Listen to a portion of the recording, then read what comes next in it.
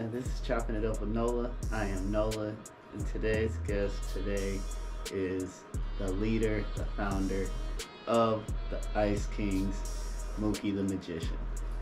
Yo. Welcome to the show, homie. Yeah. I'm glad to be here. So let's start off with the background and beginnings. Where are you from? I was born in Chicago, but I pretty much did most of my growing up on East St. Paul, Minnesota. Mm-hmm. So that's closest thing I can say where I'm from. My relatives in Chicago don't allow me not to say that I'm from there.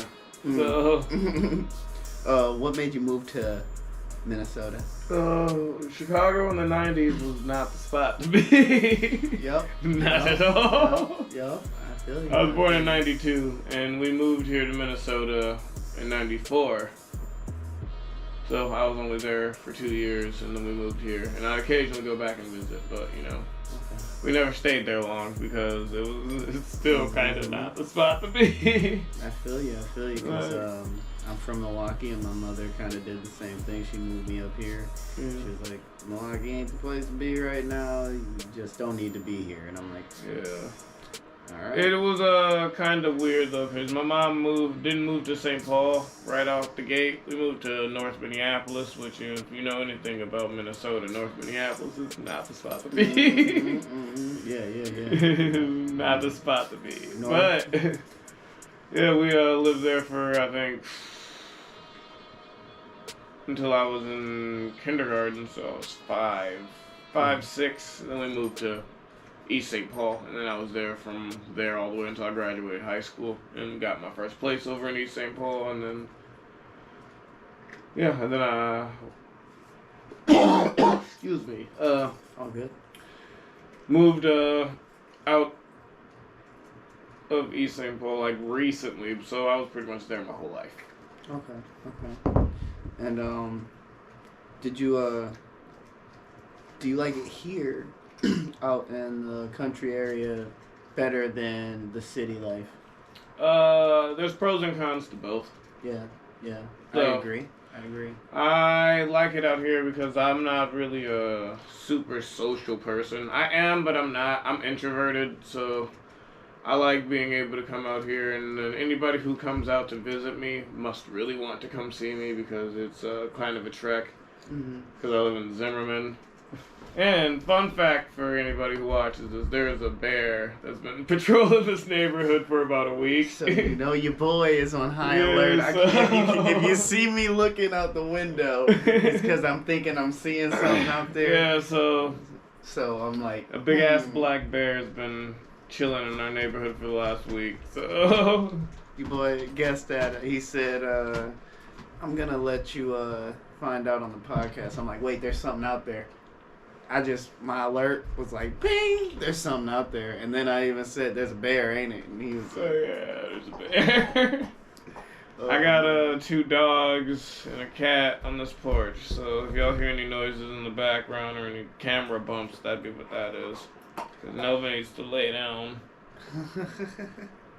We're all good. We love the puppuccinos and the kitty cats. Finish with the cats in the shot. Yeah. I think that's funny. That's going to be great. That's going to be so perfect. He knows that He's like, wait a second. He's like, ooh, is this my time to shine? I swear. Oh, man. How did you come up with your rap name? It was given to me by the dude who taught me how to rap, or like introduced me to hip hop for the first time. His name was Christian, and he went by Styles Lethal. And I didn't know anything about rap, and I think I was 15, so I'm like, it's whatever. I like hip hop music. Let's see how this translates. And I was much like you, I was a b-boy before I was a hip hop artist. That's awesome. So I did all of that firsthand, and then I was in gymnastics, so that translated into breakdancing very well. And then then I'm like, I like dancing, but I feel the music more if I can create it myself. So he heard me rap, and he ended up giving me the name The Magician. So Mookie is just my childhood nickname. I was gonna say, yeah. And the Magician's just the name he gave me, and then it's Mookie the Magician. Yeah, I like it a lot, honestly. I was thinking about it, and I was like, all three of you guys have different names, but they're all unique names. Yeah. So. I mean, and even the whole continuum of the Ice Kings, all of us had different names, because there's been a lot of members to come and go. Mm-hmm. So it started off with me and Young A, and he came up with his rap name right there in the attic, because he's the person who I started the Ice Kings with when I was 16. That's my homeboy Christian taught me how to rap and how to, all the rules that you have to follow to be a good artist. He taught me all that when I was 15, and then I met Alec at 16, and we formed the Ice Kings around then. So that's why the name is kind of corny, because we came up with it when we were 16. And see, that's something that's cool, because a lot of people, they would be like, all right, well, since we came up with this when I was 16, I'm going to change the name. But you're like, you know what, this is the original thing. I'm keeping it as that. And I mean, we're from Minnesota. It's fucking cold here. Right. It wasn't cold this winter, but it still sucked when it snowed, but... Well, and, I mean, granted, this year we got really lucky. Oh, yeah.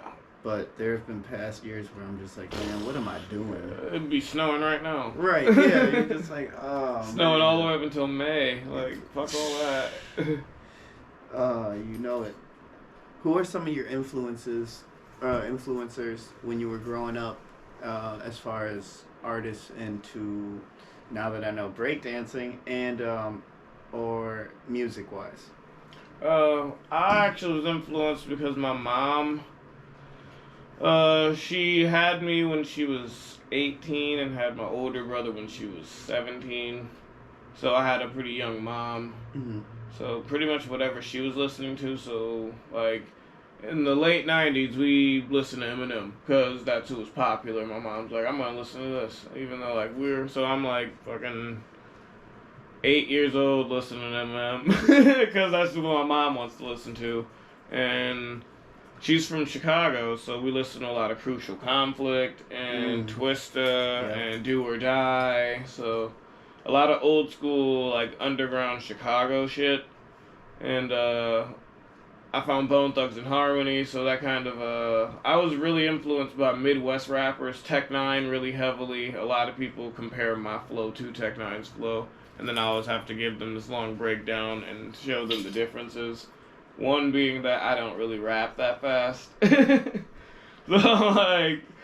like, how do I sound like Tech Nine when I'm not rapping that fast? Sometimes I do pick up the speed, but it's like very, very short and bursts. But I'm not chopping all the time, so that's the one difference I would have to say. But lyrically, I put a whole lot of effort into everything I do. So, like, I take a bunch of what I consider strong points from all of my influences and incorporate that into my style, and then kind of pepper my own little flavor on top of it, because it's not all hip-hop. I'm influenced musically by a lot of things, like, because even in high school I was lucky enough to go to a school where they had a bunch of diverse electives. Okay. So I took a music in the movies class where we sat there and deep dived into Mozart and classical music and figure out how, like, it invokes feeling in you during a movie. And why they choose to put certain music in the movies in certain spots, and how it's supposed to connect with you in that way. So how that it's supposed way, to capture the moment. Yeah, so I thought that was a good class to take as me being a hip hop artist, aspiring songwriter, because I didn't want to just write in one genre. I wanted to be able to do literally anything. And I learned how to read sheet music, so that was pretty interesting.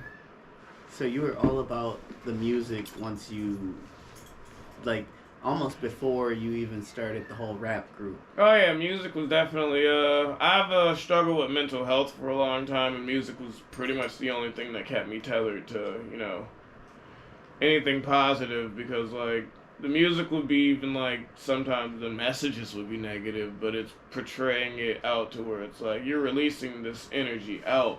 How you choose to release it is up to you. So that's why, like, some people listen to heavy metal while they're lifting weights, because they need something to get them, like, actually wanting to lift weights. Yeah, get them pumped up. Yeah, like, get you going. So in certain situations where it's like, I'll be in a situation where I don't feel that great, and then I'll listen to a song that's more inspirational, and then it's supposed to uplift me. So, you know. Mm-hmm. I can totally relate with that. I totally agree.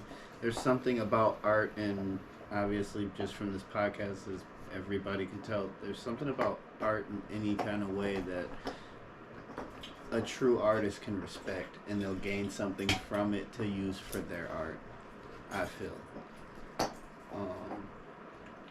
So when you started, and I want to say this because I know that you started with the Ice Kings kind of. Did you do any solo, like, rapping outside of that on the side? Or, like, did you keep it kind of just with the group? My whole career, I've focused it more on writing with the Ice Kings because as a true patriot of hip-hop, I know that it's built on the backbone of competition. You only get better with the people that you put around you, and then you have to try to, like, not, maliciously one-up each other, but it's like, I'm not about to come in last place. Mm-hmm. Keep a competitive spirit about it, and then that's how you grow as an artist. That's how you grow in pretty much anything that you're doing. If you don't have an adversary to go against, how do you know that you're progressing? Right.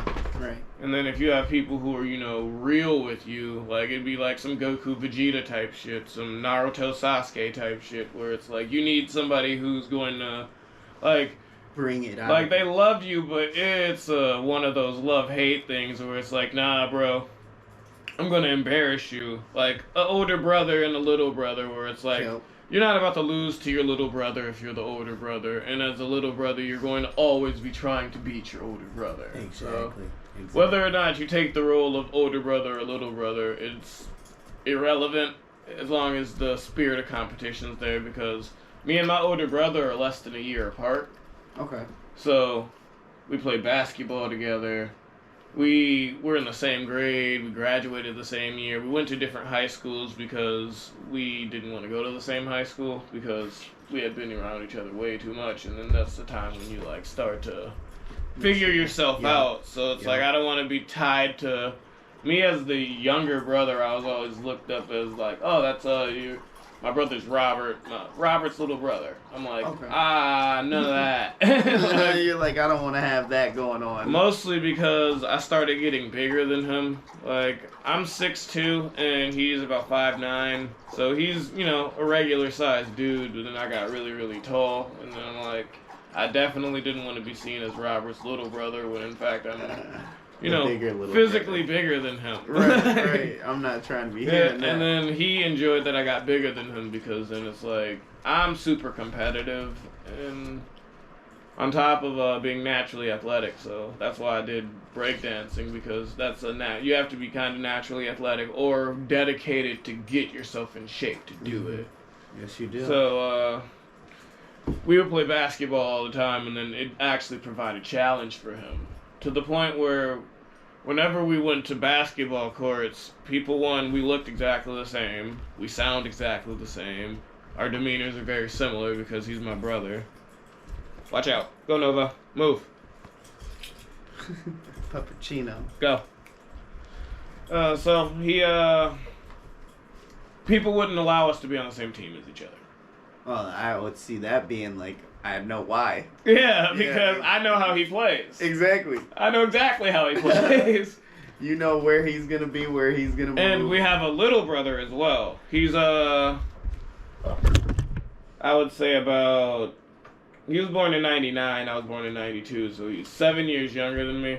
And he, also played basketball with us because we have to watch him sometimes. It's like, we're going to go play basketball. So he's, 10 years old, and we're teenagers, and we're showing him no slack. Right. So, he is so good at basketball right now from playing with us that I refuse to play him. He is really, really good. See, and I know how he plays. So, imagine me and my older brother, who he stayed very much in shape, and my younger brother, who's still very much in shape. If we ever go to a court and try to run threes with people, they would legitimately not want any of us to.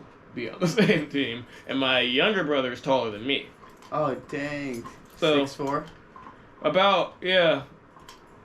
So then your older brother is the older, smaller brother. Yeah, but he would be the facilitator because he's the older brother. So we all know our roles whenever we play. And that's how I feel like you should, in life, always know your role.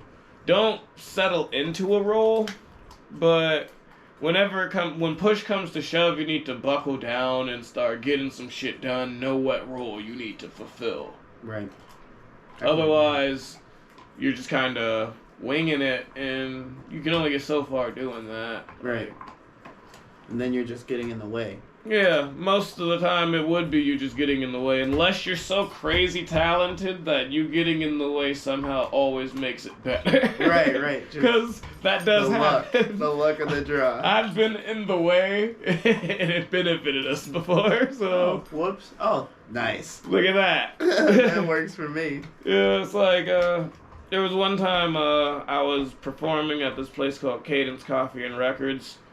And I was actually one of the first hip-hop acts they booked there because it was just a coffee shop, and they're like, we want to start doing live music here. And I'm like, I can put together a show. And it was my first time booking shows, doing that side of music. Mm-hmm. And so I'm performing at Cadence Coffee and Records, and during the middle of my set, because we were running it through an aux cord and I have my phone plugged in, during the middle of my set, I kicked the aux cord out accidentally. So getting in my own way.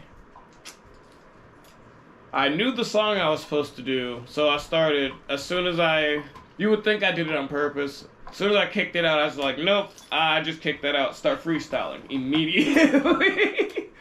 Like show must go on. Right off the top of the dome, where I'm like sitting there just talking shit about myself in funny ways to keep them entertained while I'm picking up the aux cord and plugging it back in and then hitting play, finding out where I'm in the song. And yeah, so it's like you can accidentally get in your own way, and then it turns out into something beautiful if you like have some form, like, what is it? Luck is when opportunity meets preparation. Yes. So if you're like me, I had practiced freestyling and talking shit many times, especially in my mid to late 20s when I was living at this house with a bunch of artists, because I ended up being luck of the draw getting a house like that I could live at, and the landlord let me pick all the tenants. It was a 5-bedroom house, so I naturally moved all of my homies in, and the rent was very cheap. And then, long story short, a bunch of bullshit ended up happening, and we ended up losing the house because I let the wrong people in, and that's just a lesson I had to learn the hard way. Mm-hmm. So, being too nice to the wrong people and showing too much love to the wrong people. So, those lessons get learned hard, and sometimes, and that's why I'm like, we move forward. I can either, hold bitterness, or I can, move forward. So, learn from it. Because during the course of living at a house, I invited a whole bunch of, dope artists, mostly of them being the Ice Kings. Mm-hmm. So we can all live together and, work together and help each other out and, actually build a camaraderie around each other. So we're not more than just a rap group. It's like, nah, these are people who like legitimate, these are my bros, because I knew young A since we were literally like young teenagers. Chill. Like, we were like, so we were in our 20s when we were doing this, and I'm like, nah, because he was still living with his mom, and I'm like, nah, you come live over here with me. Right. Why pay, rent here when you can pay rent and live at your own spot? So, that was chill, and then we ended up having a falling out because the wrong people ended up coming in, and then, friendships deteriorate when you add too many people into it sometimes. Right. Yeah. So that's what ended up happening with that. So, yeah, it's like, kind of don't even remember where I was going with that story. But, a little bit of history on the Ice Kings at least. But no, I was gonna say actually, it's a lesson learned, and it's something that a lot of people, they kind of walk into without knowing. They don't know these lessons that can prevent them from friendships being broken, and sometimes it's just not best to have all your friends move in together. I mean, yeah, that's usually not the way it runs, but I think that anything's worked out through communication, and that's how it all deteriorated. People stopped communicating. Yeah. And I'm really blunt, so sometimes I come off borderline mean to people, but it's just, one, I'm a Virgo. I'm just going to pretty much say this shit. Yeah. So, and I'm an August Virgo, so we run a little bit hotter. Yeah, it's like straight to the point. Yeah, so, I'd end up, like, telling the homies where they do some foul shit to me, and, you know, a lot of homies, especially here in Minnesota, have this, like, very entitled feeling about them, where I'm your homie, I'm your friend, I can pretty much fuck you over, and you have to accept that. That's just who I am. And it's like, that's all well and good, but remember, there's two things about me that y'all need to know. One, I'm not from Minnesota. That part. And two, I will beat the shit out of anybody that pisses me off. It takes a lot to piss me off, but, like, come on now. I'm not the type of person to mince words too long, because I'm only going to talk for so long where I'm like, alright, now I'm about to slap you, and then we're going to see what's up with that. At least at this point in time, it's whatever. So, me being with a bunch of dudes, testosterone running all high, I'd sit there and just tell them what it is, or it'd be like, they sit there and complain about, like, I'd end up listening to dudes complaining about other dudes, and I'm just like, what sounds like to me is like a bunch of y'all being little bitches, and y'all need to go talk to each other, and y'all ain't doing that. Yeah, communication is key, man, and a lot of things. Everything. Yeah. And I always tell people, like, if I'm friends with you, I'm not going to let anything happen to you. You are my family. If we're out in public, and I'm going to try to make sure you get home to the best of my ability safely. Mm-hmm. So that's just how I roll as a person. Even if I just met you that day and you were introduced to me by a close friend, that love I have for my homie transfers over to you to some degree. That's just the way I am. That's not how a lot of people are, but it's like, I am too. If you're introduced to me by somebody I consider a close friend, I'm not going to be all weird about you, because I'm like, well, I trust my homie's judgment. Right. So, right. Exactly that part. Even like Black introduced me to you, I'm like, that's a solid gold certificate of approval for me. So it's like, you got a golden ticket. All right, I got you. Like, so we're good right out the gate. And you never have to explain shit to me. So that's how that usually runs with me and homie. So with me and the homie Young A, it's like, bro, me and you have been friends for how long now? You know that I have your back. And then he, like, got to the point where he didn't think that I had his back. And I'm like, bro, I will beat the shit out of anybody for you if they're irritating you. If you feel like you're getting bullied, what you have to do is tell me that you're getting bullied. Right. And then I will help you. As a grown-ass man, I'm not about to sit there and put a whole lot of my attention into a whole bunch of other, you know, what I would consider childish bullshit. Yeah, especially when it can be solved by, the only real proper way to deal with bullies is to stand up to them. That is literally that's a brick wall of life that a lot of people have run into, where they run into bullies, where it's like, all right, bro, if you have to stand up for yourself. Mm-hmm. I can only stand up for you for so much. I'm not going to let anybody hurt you, but I'm not going to sit here and fight your battles for you, type shit. Exactly. So a whole lot of my friends were weird in that sense, and then that's kind of what deteriorated the friendships, not really the group, because it was always music is music. So right, that's just a little bit of the drama that's surrounding a whole lot of what the Ice Kings were, and how, like, shit gets stalled out for a long time. Mm-hmm. But you never really know with a whole lot of groups what shit's going on internally, especially, like, look at, like, B2K and what we're finding out about that group when we were young. Yeah. Now, all that shit's coming to light, where it's like, nah, when we were younger, we would have thought that all of them were close-knit type friends, brothers, grew up together. Turns out they didn't know each other. yeah. It's weird how that works, too. But, so what I was like, sometimes, in the immortal words of Dave Chappelle, keeping it real can go wrong a lot of the time, and sometimes you just gotta sit back and let shit be, and I learned to sit back and let a lot of shit be, so. And I'm kind of like the same boat.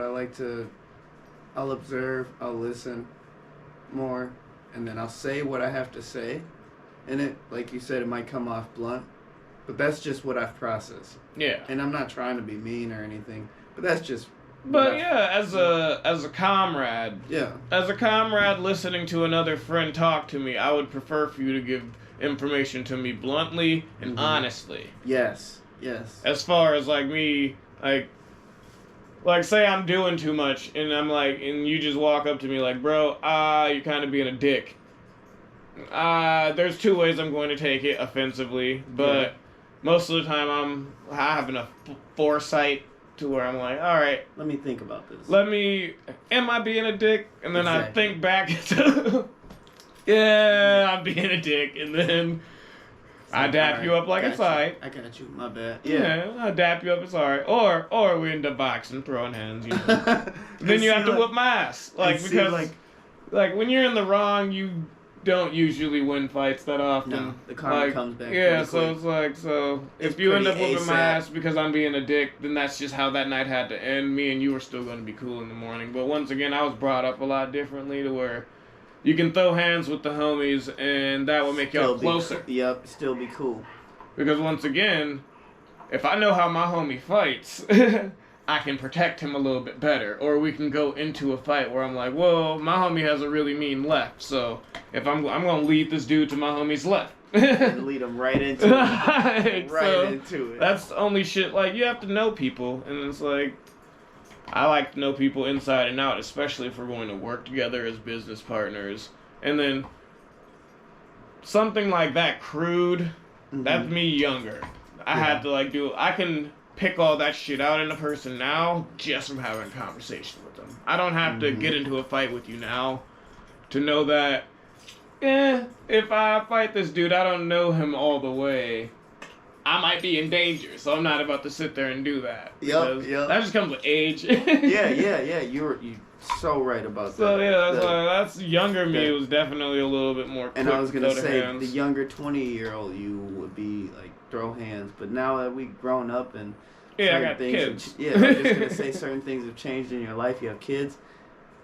You reevaluate certain. Oh yeah, I mean to the same degree though. I have kids, and I just focus all that old aggression into that now. As far as if anybody's maliciously approaching my kids, y'all about to get all that. That's still there. That's right here. Yeah, that dog is still there. Yeah. Because I've had to.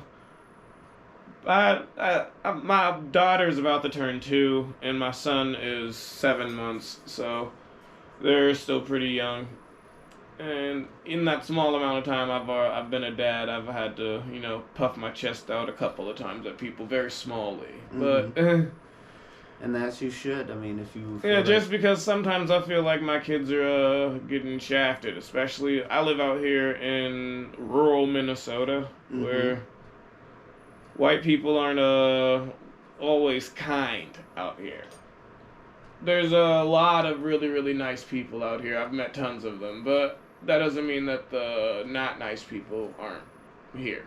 Right. They still exist. It's not like y'all call them out. And yeah, I run my mouth a lot, so it's like, it's always interesting living out here because most people can look at my face and immediately see, oh, he's going to start a fucking problem. Yep. And then at that point in time, they evaluate if they really want a problem started, because it's like, I will start a problem. Right. And especially about my kids. It's like, because we took my daughter to this Home Depot thing where she built the Valentine's Day basket at Home Depot, and little cute kids event, and then like these kids are bumping into my daughter, and I'm like, yeah, I get it, I've been a kid. And my daughter, she's big, small, she's kind of lanky but petite, so she's easily knocked over. And she's also pretty tough, so she gets up, brushes it off, and still runs with the kids, but she's smaller. She's not even fucking 2 years old yet. So it's like, it's a bunch of 3-4-year-olds, and like, I'm sitting there watching the parents while they're like I watched my daughter get knocked over maybe 3 times before I started talking to these kids, making full eye contact with their parents while I'm talking to these kids, where I'm like, y'all got maybe one more time to knock my daughter over before I start showing y'all what difference in size means and start knocking y'all over. Because y'all are way bigger than my daughter, and I'm clearly way bigger than y'all. And explaining that to kids that are old enough, they get it. I've never had to like put my hands on anybody's kids in public. Of course not. But like, it'd be more me giving the message to the parents where it's like, either you get your kids because you see them doing this, or I get your kids because you see them doing this. Regardless, it's going to be stopping though. And they always take number one because they and see then it.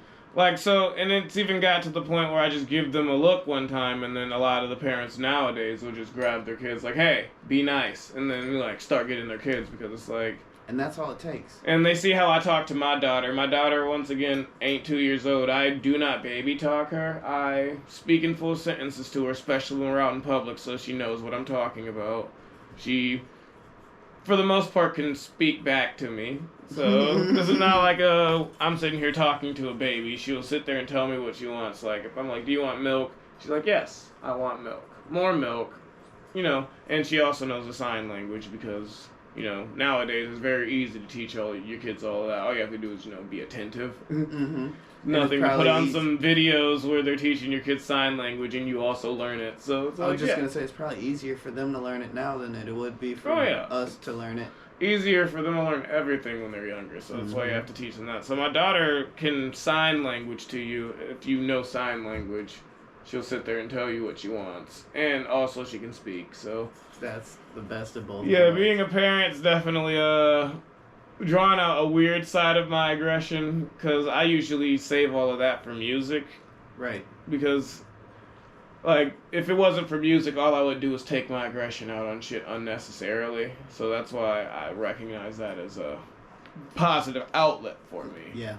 Because I also tell people, it's like, no, once again, I got that dog in me, so if y'all trying to talk to me on some beef type stuff and bring it to the mic, please do that. I am definitely waiting for that. Mm-hmm. Because, the spirit of competition. I absolutely love this shit. Like, I'm from Chicago in a time where the Bulls were dominant. It's like, all I know is win. I was like, get out of here. Like, that's all, like, bread on the back of champions.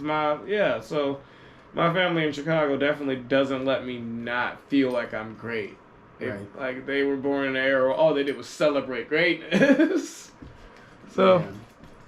And it's amazing, too, because, you saying that, like, you using that in your rap, like, that aggression, that makes sense because, I mean, when I first joined martial arts, I used a lot of the pent-up aggression that I've had throughout the years in that, but then, like I said earlier when we were just talking, it became where the self-defense was second, but the discipline was first, and it was nice to learn how to be calm and control. Yes.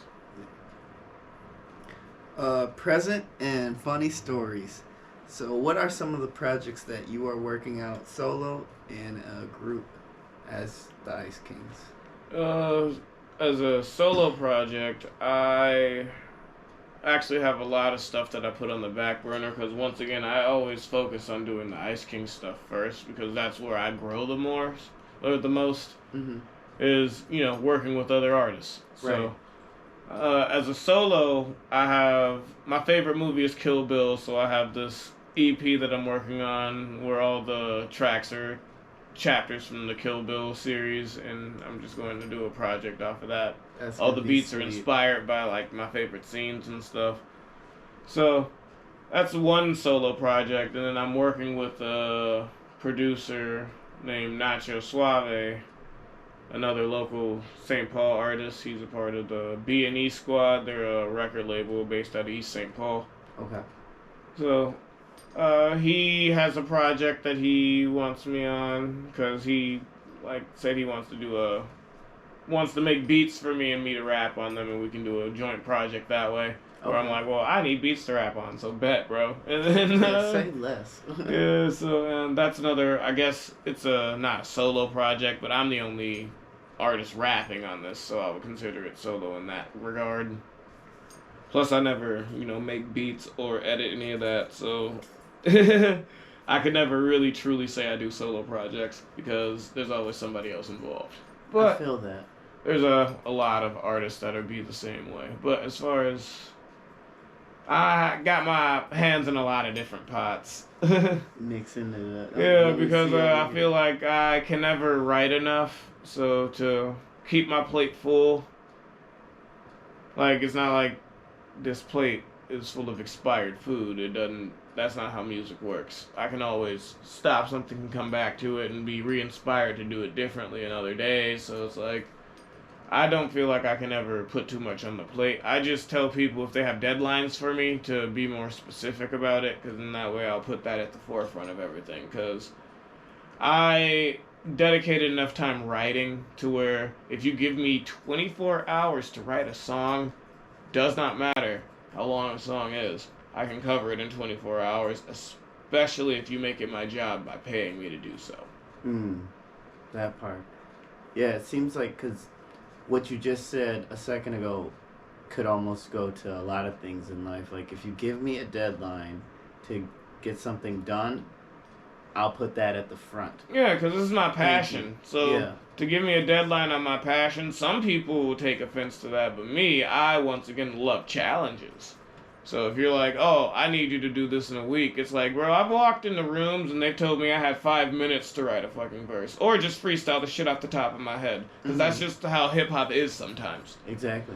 Like, this is a culture. If you're not prepared to deeply involve yourself in the culture, then that's when you respectfully bow out. Because I've had, like, out in that same room where they told me, oh, we're freestyling this whole entire time. Or in that same room where they're like, oh, you have to write this in 5 minutes, 10 minutes, 20 minutes.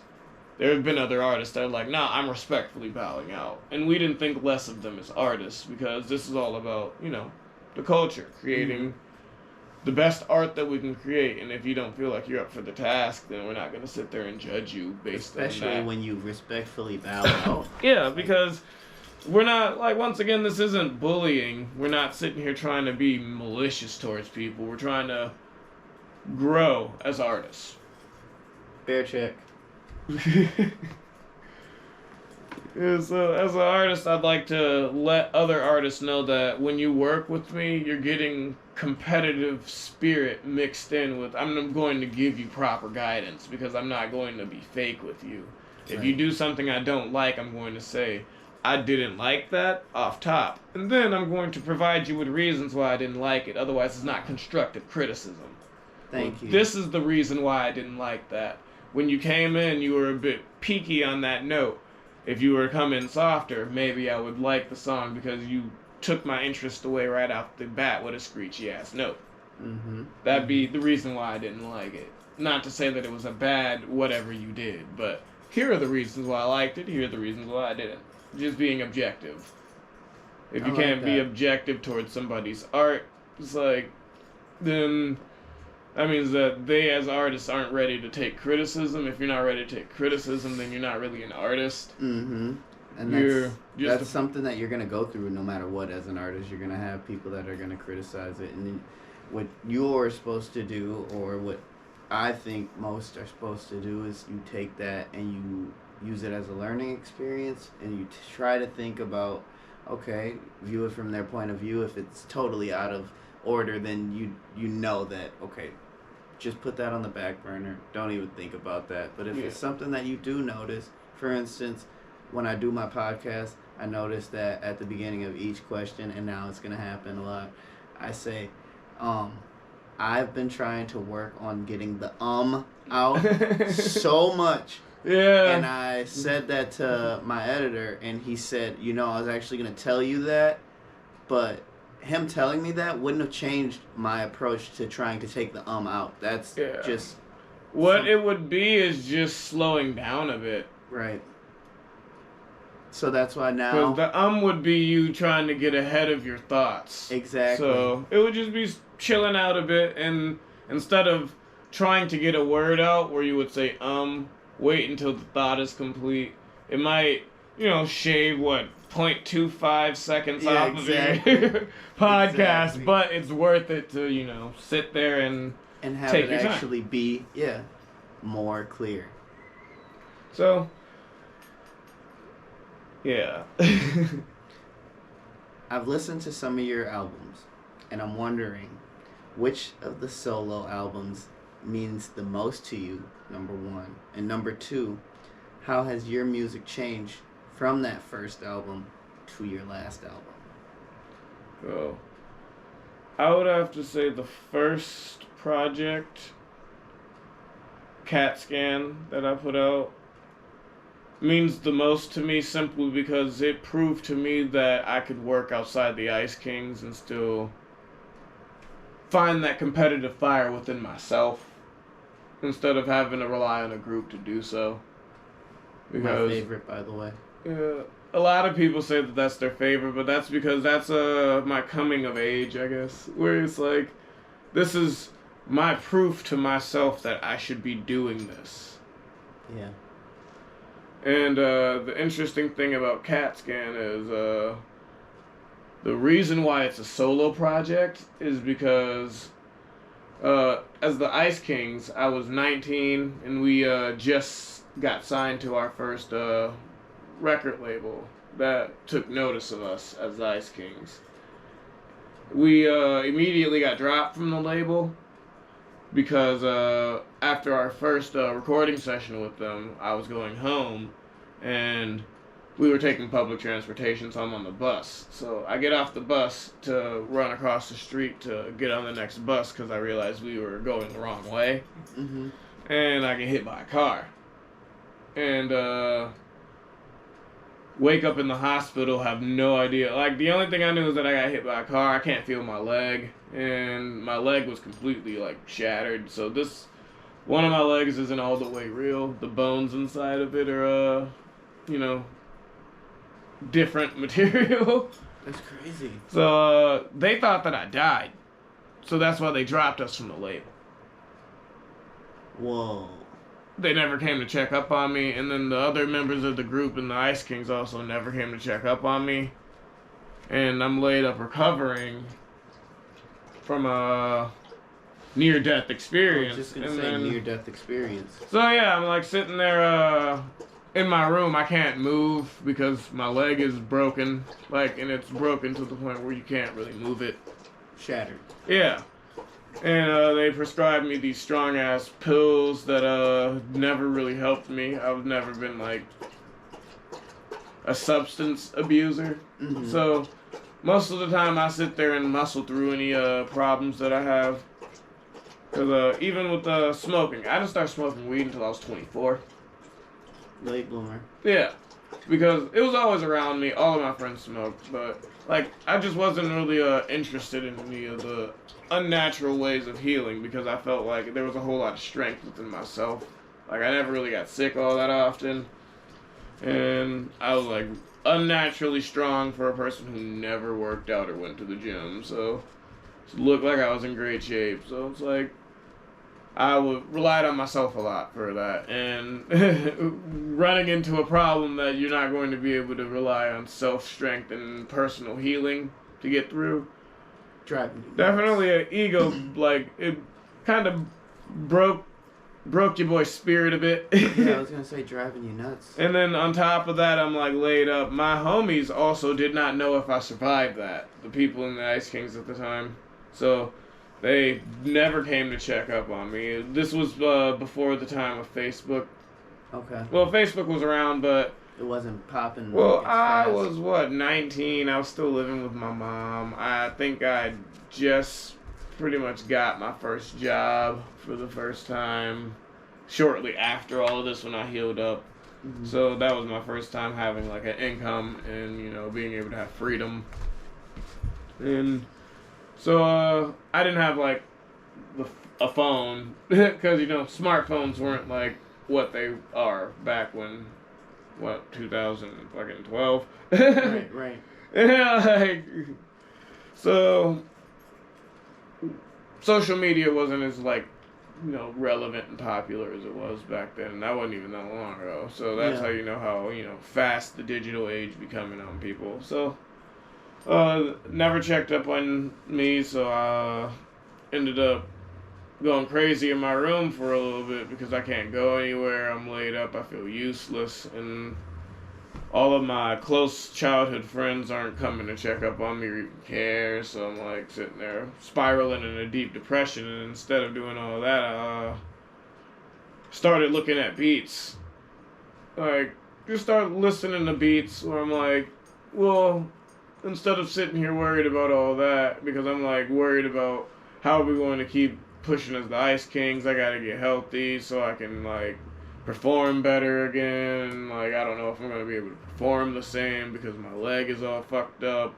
And it's rare to see footage of me performing before that car accident, but it's noticeably different because I was a b-boy, so I was able to pop, lock, and do all the good shit, and now you can tell that I can't lean on my left leg. It's very evident in me moving. I cover it up very well nowadays because, over time I've learned to work with what I got. Yeah. So, I ended up looking for beats and all that instead of, wallowing in self-pity.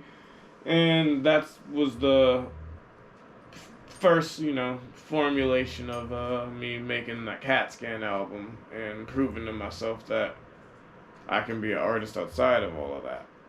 Outside of, competitive nature with people, outside of all that. Just an artist within being an artist, where I'm like, I can look at a beat, dissect it myself, and create something that I think is beautiful out of it, or something I think is meaningful out of it, or something I think is dark, because sometimes I don't like to keep it, positive. Sometimes I'm like, no, I want y'all to feel what I had to feel sometimes. Just because, as an artist, you need to paint what you want to paint. And it's like, sometimes, like, Dante's Inferno is a good, literature reference point I like to make from. Where it's like, at no point in time was, Dante, when walking through the circles of hell, looking at anything positive. No, it was all bad. Yeah, so, and he's like calmly just like walking through this, being explained what's happening, and it's like he's literally walking through hell. So it's like any person walking through hell would probably go crazy looking at some shit that he had to look at, and then, so.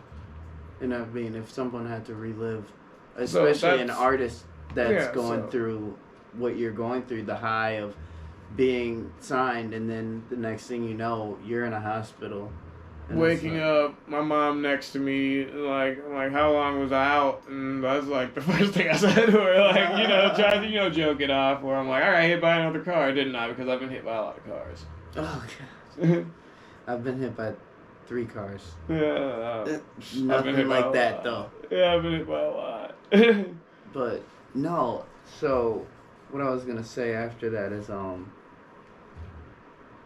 you said you're laying next to your mom's right next to you and whatnot. And, in the hospital, yeah. Which you probably don't know what really happened as far as the car hitting you, how long you were there. Yeah. How do you notice your leg right away? That's what I was going to say.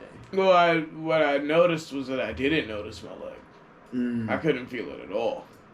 I could feel my other leg, and then I, like, reached down, like, oh, because I think I'd been there for a while, so they already administered a bunch of, numbing shit so that I wouldn't feel any pain there. Right. And so I'm like, I legitimately can't feel shit. They have it braced up and everything, so I'm like, I must have been here for a minute. And then, like, thinking back into it after being blacked out, sometimes you can, like, remember times you popped in and then pop back out for half a second. Yeah. And all that shit. So I'm, like, just remembering flashbacks to, like, seeing the top of an ambulance, laying in the street one time. I have flashbacks of that, and then flashbacks of the dude, like, checking to see if I'm alright that hit me, and looking up at the fucking hospital ceiling and all that shit. So, lights. Like, shit's popping in and out, and it's like, blotchy memory and blurred kind of. Yeah, and it's like kind of, and then it's like, do I have permanent brain damage type shit? Where it's like, now a whole lot of my memories are like that, where it's like, there were people who came up to me after that car accident telling me, like, oh, do you remember me? I'm like, I have no fucking idea who you are, bro, if I'm going to be honest with you. And then people are like, oh, like, and then people not knowing what I went through, because it's not like I sat there and broadcasted that to people. Right. Oh, you must be too good to be talking to people, see how it'd be. And, like, it's like, no, I legitimately don't remember who you are, bro. And then like, dealing with all that, it's like, so it's just interesting, and gave me a unique perspective on how people, like, even interact with you, like, because last time I checked, it's like I was dealing with depression before this, and a lot of y'all didn't really give a shit. So I don't know why y'all are sitting there acting like we were, like, close or anything. That was, like, younger me, like, late teens, early 20s me, where it's like, nah, I'm pretty much better off on my own, and that's when I started venturing off as a solo artist, and I actually reclused myself from everybody. I spent, like, 5 years alone. It just worked on it yourself? It just worked on my craft. Yeah. Just like, where I'm like, I'd go to work, come home, lock myself in my room by myself, work on my music, go to sleep, wake up, go to work, repeat. Right. For years. So that's when I'm like, sitting there like, as an artist, how much time do I want to dedicate into this? And it's like, I'm going to legitimately take a whole chunk of my life and put that into my music. To where, like, going to school for it, it's like, no, this is me self-learning, listening to artists that I like. Why do I like these artists? Like, literally dissecting music, all music, not just hip-hop. Getting, like, I wouldn't say, like, I reclused myself to where it's like, no, I'm a hermit, I ain't talking to nobody. Like, no, I had my friends, my circle. I would go out still. I would, like, get opinions on my music from people because I would write it and show it to people. Me and the other Ice Kings were still cool because, like, after I healed up, I confronted them about not seeing who I am, and then I went over to their house. They were doing the same shit that they always do every day, like nothing had changed, and I'm just like, we're still cool, we can work on music, but at no point in time do y'all think that our friendship ain't, fucked up. Yeah, scarred. Yeah, I'm like, I'm not about to sit there and pretend like all of that didn't happen. Exactly. And so I proceeded as I said, like, that's how our friendship was, where it's like now all of a sudden, like, when we're talking and they're joking because they like to crack jokes on me, and before I would sit there and let them do that, and it's like now they're cracking jokes on me and I'm coming back with shit that's like offensive, hurting their feelings on purpose. Yeah. They're like, well, why'd you have to say that? Because fuck you. That's why I said that. Like, and then they're just like sitting there like, why are you like this? It's like, you guys know exactly why I'm like this, but we're still cool. But if you're going to sit there and crack jokes on me, then you're going to get this side of me. If you're going to sit there and, like, work on music with me and do something positive, you'll get a positive side of me. Yeah. So this is just how I have to be because I recognize the talent that they had, and I didn't want to just, squander talent.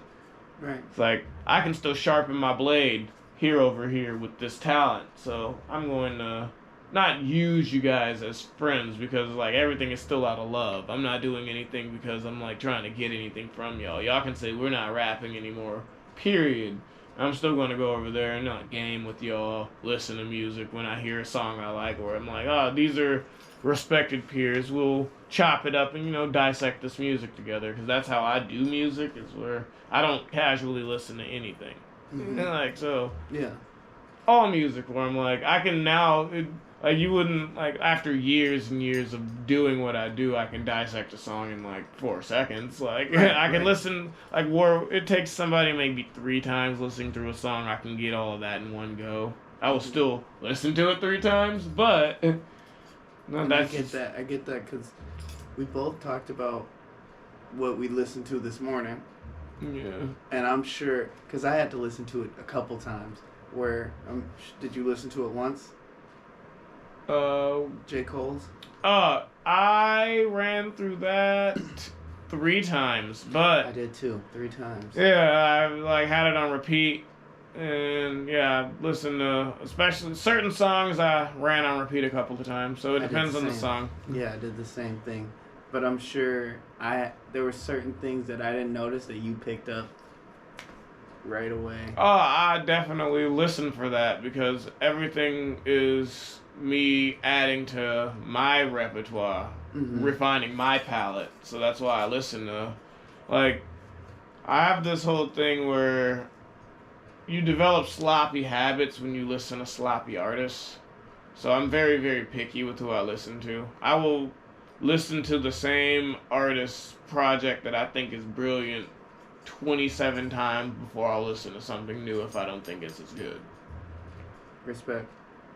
That's just, yeah, like, because I can take art and I can feel the same thing over and over again.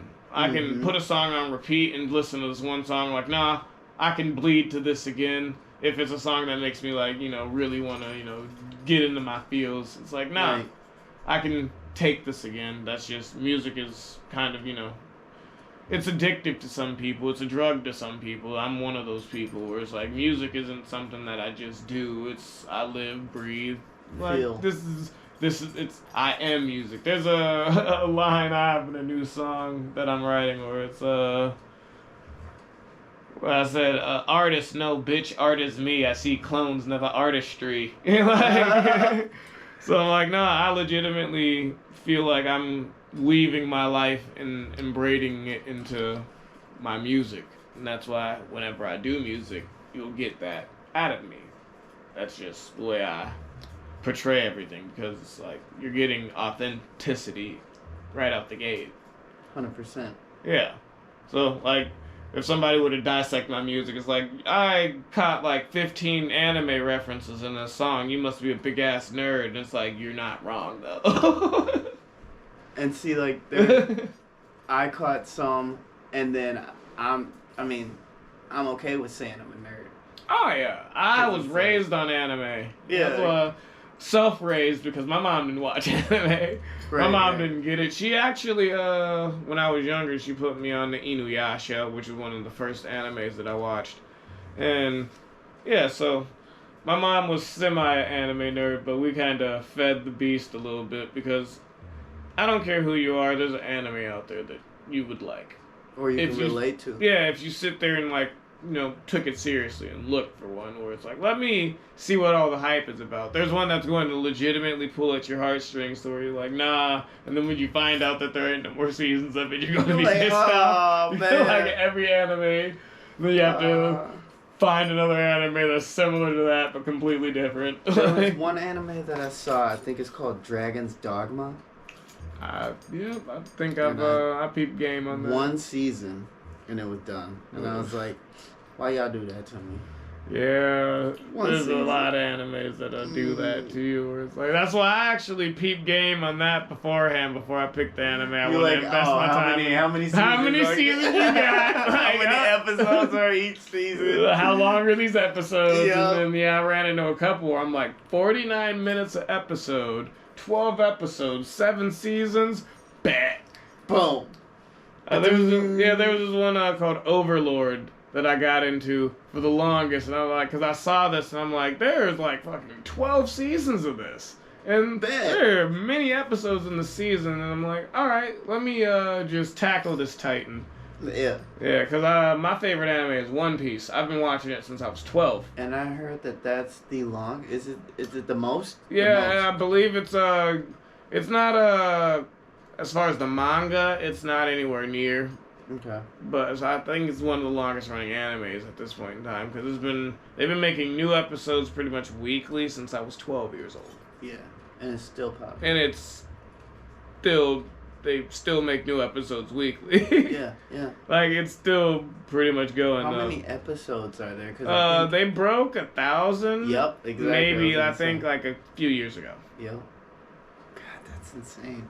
And yeah, so that's also a huge influence in my music is anime because, well, I would say in life period because a lot of animes, a lot of people don't know that like Dragon Ball Z teaches you to, push past your limits. Right. If you're going to, dissect it that way. Where it's like, in One Piece, have a sense of adventure and justice and, be free. Sense of freedom. That's what One Piece is all about. He's a pirate, and his whole thing is, I just want to be free. I want to do what I want to do. Yeah. Like, a lot of people take that maliciously, because I've told people, it's like, I do whatever the hell I want, and then a lot of people take that negatively, where it's like, nah, you don't know that what I want to do is end all the suffering around me. Right. I do whatever the hell I want. What I want to do is, if I see that my homie is hungry, feed him, because I do whatever the hell I want. And a lot of my friends won't accept those gifts, and I make them because I tell them you're not going to stop me from feeding you when I know you're hungry. Right. Like, I don't care. Swallow your pride and this food. Like, because we got shit to do. And I need you nourished. I do whatever the hell I want. And that includes taking care of the people around me. Nobody's going to stop me from doing whatever the hell I want. So I'm like, you can flip that on a positive or negative. Because, yeah, I do whatever the hell I want. I'm going to rob y'all. I do whatever I want. I'm going to mac on dude's girl, even though, like, you know, he has... like, they're in a committed relationship. Shit like that. Where it's like, nah, I'm going to more try to take that same energy and flip it positively. Where it's like... who's telling me that I can't hire this person? Like, well, they're not qualified. Well, you want to know what I do? Whatever the hell I want. So I'm going to hire this person because I feel like I can give them a chance and they need a job. I feel like I could teach this person and they could achieve the like, because even, like, adding E-Rock, a lot of people would have thought that was, like, a risky move. Or, like, why would you add E-Rock to the group? Because, like, his background is so different. One, I didn't add E-Rock into the group. The group had stopped working. We had just completely deteriorated, and I was just working on solo shit, and very much happy moving forward. And then E-Rock hits me up saying, what's up with all this stuff in these folders? And, like, he kind of rejuvenated the Ice Kings and jumped me back into it to even want to, you know, do the Ice King thing. Because I had found a bunch of artist friends, and I had been doing, you know, collab albums with other people outside of the Ice Kings for years before E-Rock asked me to, you know, revamp it. It's like, because we can't do it without, you know, one of the founding members, which was me and Young A. And he wasn't trying to do it for personal reasons, so I'm like, it's whatever. And then I'm like, you know what, bro, try it again. And we've been trying it again ever since then. And then he added Black Justice, which was the, you know, I would have to call him the lifeblood of the group at this point in time, because he definitely inspires me to push past my limits. Like, because he comes different, and different is, I can work with different every single time. I can always positively work with different. Because not everything's supposed to be the way that people say that it's supposed to be. It's supposed to be how it wants to be. Right.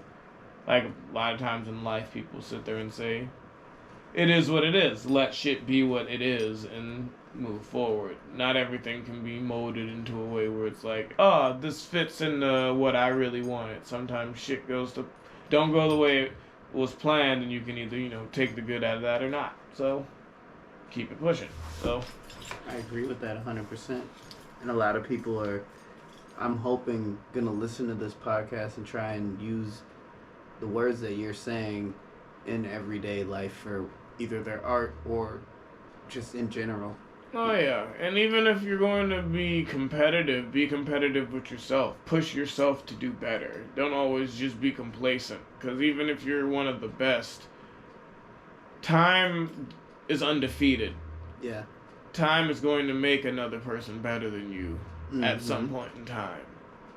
Because at one point in time, the best rapper in the world probably couldn't hold a candle to somebody who's, like, you know, average at it now. Because that's just the way time works. Guitar players, there's, like, fucking 8-year-old kids that can, like, take lessons for 3 months and then play any fucking guitar riff that masters sat there and worked their lifetime to play. So, it's like, and then imagine this kid applies that into, like, writing a new song. So it's like, now, I've heard some new artists outside of even hip-hop that, where I'm like, nah, this is fucking next level shit. Like, you can tell that they're evolving with time, which shows growth, where a lot of people see hip-hop as a dying genre, where I'm like, it's the only genre of music that's always appropriated the most, so you need to chill. Yeah. And it's, everybody wants to do it. It's literally, they're younger and younger and younger and younger and younger. Yeah, where it's like, yeah, and even the definition of what a rapper is has changed over the years, which is just, that's one thing where it's like, also just, like, you know, look at the culture, look at the history of the culture, and then you can see why it is shit moves the way that it moves. Right. So, One thing that's evident is bars are always going to stand out over everything because nobody's going to give a shit about anything if you're not talking about shit. Because even if, that's something I always feel is relevant in hip hop, at least, where it's like lyrics are going to always outshine, you know, not so much anymore like with beats and stuff, because a lot of people do only listen to certain songs just for the beat, but at that point in time, then it's like I would consider it a whole different type of thing. You're an instrumentalist. Yeah. Like I told you earlier, lyrics are something that I really stand by. So like sometimes I might even, when I'm listening to a song, to really listen to the lyrics, I'll close my eyes, which is weird. It's like, what is that really gonna do? But it really does a lot. You've heard Cat Scan. Right. I have a song called Close Your Eyes. Yeah. Where it's like, if you want to listen to me clearly, you have to close your eyes while you're listening to me. And that's how I feel like I listen to music the best. It's like, that's when I can literally get in tune, in touch with that. Funny thing about that song, Cat Scan, which ties into the whole anime thing. I watched Toonami a lot when I was a kid, which, if you're an anime, Toonami was the hot spot. Yeah. So, there was this song, or this anime called IGPX. It was like a racing anime. I kind of remember that, actually. Yeah, the Immortal Grand Prix. And I was watching this anime because, one, I'm a kid. It's 2 a.m. I'm not trying to go to sleep. It's what's on. And yep. So I'm listening to this anime and I'm listening to the music in the background. And there's this beat that's playing. And then it's just the same thing repeating. If you close your eyes. And then after a while I'm like, let me find out what fucking song that is. So I look up the song. And it's by this artist called Jean Grey, called Close Your Eyes. Crazy. And I listened to the song because they were just playing the instrumental on Toonami, so I never really heard the song, and they would just loop that chorus. So I didn't actually hear the song, and then I listened to it. And I'm like, this lady is in depth, and that's like the first time where I'm like, nah, lyrics are important. And I took that and I ended up finding another beat for it, and I kind of used that song as an inspiration to write my song, Close Your Eyes, and I even made a callback to that song at the beginning of the second verse. So it made it to where I'm like, yeah, me watching an anime late at night, I heard that and then ended up looking up a song and then getting inspired to write a whole other song. Crazy. And same thing with Toonami. I watched Soul Eater, one of my favorite animes. Man. That is one of my favorite. Yeah, my daughter's name is Tsubaki. Okay. My daughter's name is Tsubaki. Yeah. Her name is Tsubaki Lee Phoenix Graves. So, what was your favorite weapon? Tsubaki. Okay, I just had to ask because it's like, I mean. Yeah, the enchanted sword. Yeah. Black Star was my favorite character, and Tsubaki was my favorite weapon, so I liked them together. Okay. So that's why I'm like, nah, because he's fucking... Black Star was crazy, hilarious. Yeah. I love the manicness of that character. See, and I was like Kid Death. Yeah. I liked his theme. There was something about that harmonica. Yeah. That because I could still hear that theme. It's just perfect. You want to know something I found out that tied a whole bunch of shit together for me? Have you ever heard of the anime Fire Force? No. There's an anime called Fire Force about these firefighters who fight off this phenomenon called spontaneous human combustion, where people just kind of burst into flames and turn into demons and start spreading fire. Mm-hmm. So they fight these, trying to figure out why this is happening. And it turns out that I didn't notice it in the anime. All of the firefighters wear special gear and they have masks on. Every single one of these masks kind of resembles Death's mask in Soul Eater. And I found out that they exist in the same world. No way. Yeah, where Lord Death used to be a member of the Fire Force, and yeah, so that's why I'm like, Yo, this is pretty dope. Like, the ties together. Now I gotta watch this. oh, it's a great anime. Yeah. I enjoy Fire Force hard as shit. It's kind of like before or after. Well, I gotta be. Well, I think it's actually. I time. think it's actually before. Before. I think it takes place before Soul Eater. Okay. Because Death was a member of the Fire Force. He can't leave Death City because of his soul being binded there. So this will be beforehand. Beginnings. Yeah, this would be way beforehand. On top of, like, I was actually watching Fire Force, and when I, like, thought about it being tied into Soul Eater, I'm like, oh, that makes sense why, like, because a lot, like, in Soul Eater, there are people that also exist as weapons. Yeah. And in Fire Force, you can tell that, like, it's kind of the beginning of that happening where people are turning into weapons. Yeah. So that was an interesting concept. Yeah, but yeah. So Soul Eater, I was watching Soul Eater, and on Toonami before Soul Eater comes on, they have, like, you know, their little cut scene beforehand, and there's this EDM song that was playing. Okay. I'm like, once again, I fucking love that beat. Let me go and listen to the song, and then I found out it's called City Star by an artist called Rusty. Huh. Just the EDM beat, and I wrote a whole ass song to that EDM beat because I liked it that much. So I'm like, late night, Toonami, beat. Yeah, song. Like, so I'm like, no, it's definitely, it was a routine because this is all happening when my leg is broken. Oh. So this is when I'm dabbling in, like, I'm writing CAT scan. Anime is literally yeah, because I sent you that other that other side project that I did. All of that was written. That was beautiful too. All of that was written right after CAT scan, leading into me. And I was gonna say, why wasn't that on? Was that just something that you wanted as a side little? I didn't think that any of those songs tied in with CAT scan because it was all like outside of my song Stanley Ipkiss, which I just wrote because I needed a song that turned up. Everything else was so fucking depressing album because I was going through some shit.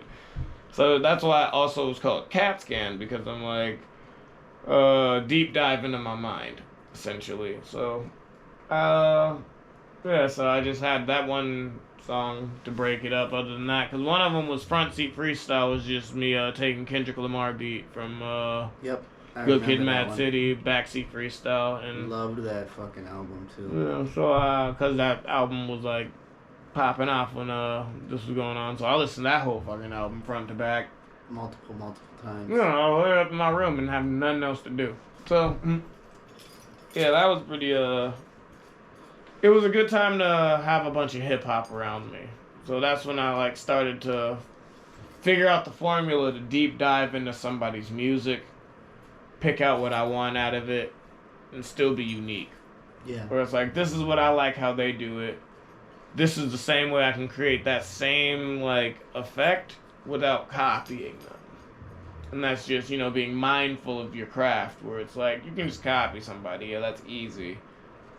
That's why everybody can do that. Yeah, like, but the one thing about like there's copying and then there's like being original at it, where you should want to strive for that, because like if you listen to Busta Rhymes, Tech Nine, Eminem, Twista, Bone Thugs and Harmony, name another rapper that raps really fast, none of them sound the same.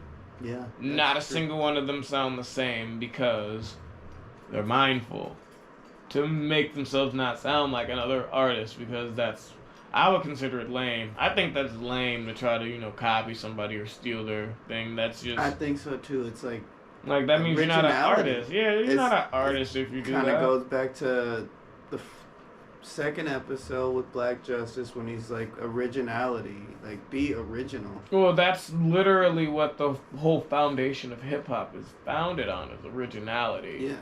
Like, oh, they won't let us do their rock and roll music. They won't let us do their country music. What are we going to do? Our own thing. Mm-hmm.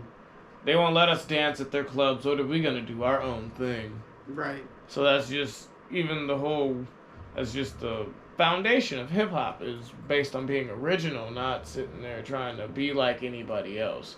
If you look at old, like, 70s, 80s, 90s hip-hop, not a single person was dressed the same.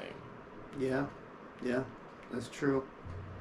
There might have been same color, maybe. Or even just the same randomness. Not even really the same color. Like the same, we're going to be completely random and nothing's going to match. Right. Mm-hmm. Because you'll have a bunch of colorful ass jackets that don't go well with the shit that they're wearing. Right. Just the craziest purples and let me weird. get this what is this mint Charlotte Hornet starter jacket that's fucking Man. what is it, fucking mint green. I have no other mint green things on me, and then let me get some fucking Adidas. Yeah. Well, I guess I get these Adidas. Or some Jordans that don't go with this, but everything's fucking, name brand and expensive, so it doesn't fucking matter. And this Tommy Hilfiger fucking overalls, and that's a 90s outfit. It's funny to think about the stuff that they wore back in the 90s. Yeah, but it was still them. Like, if you saw somebody else dressed like somebody you knew dressed like that, you're like, oh, you're trying to be like them. Yep. You'd be like, oh, you dressing like 90s. Yeah, or even like back in the 90s, if like me with this hat, if you were to see somebody else randomly start wearing a hat just like mine, you're biting Mookie style. Yep. Yeah, exactly. I would. And they'd be like, no, I was doing this like, no, you're biting Mookie style. Yep. Or like, there's very specific things I do that I try to tie into me with like even fashion, because I exclusively wear Converses. Mm-hmm. Those are like the only shoes that I wear. Like, so do you have multiple colors? Yes. Okay, I was gonna say, yes, are you that one guy that has the same color? No, I have tons of Converses. D would hate me because I wear a lot of red. Okay. And I have a lot of different color variations of red. I have some all red ones, some black and red ones, some mostly black and just stars red, and and they're leather. He's like, really? Yeah, really? I have some blue ones, a couple of different variations of black ones. So yeah, like I exclusively wear Converses because they're the shoe that I feel like relates to me the most. Mm-hmm. And I haven't seen a whole lot of people, just exclusively rocking Converses. Yep. And then whenever I run into another person with a pair of Chucks on, I'm like, yeah, family. Yeah, Chucks. So, and then they look at me like, hey. So yeah, there's some camaraderie about it. The feeling is mutual. Whoa. Kit Kat. So, yeah, there's a whole lot of originality to it, and being yourself. Exactly. I agree. We back. Boom. Cuties. Alright. What's a funny story that you would like to share? I actually have a ton of funny stories. I'm ready. That you can share at a concert. With the group and solo. I have a ton of funny stories. I've been doing it for a minute, so I'll tell you one with the group and I'll tell you one that's solo. Okay, yeah. So, with the group, we added Shadow to the group. Probably 6 years into us being serious about doing it. We added Shadow into the group and Von Sage very shortly after. Mm-hmm. And they were underage. Oh. I believe Shadow was 18, and we added him to the group, and Sage was not that much older or younger. I don't remember which one of them is older.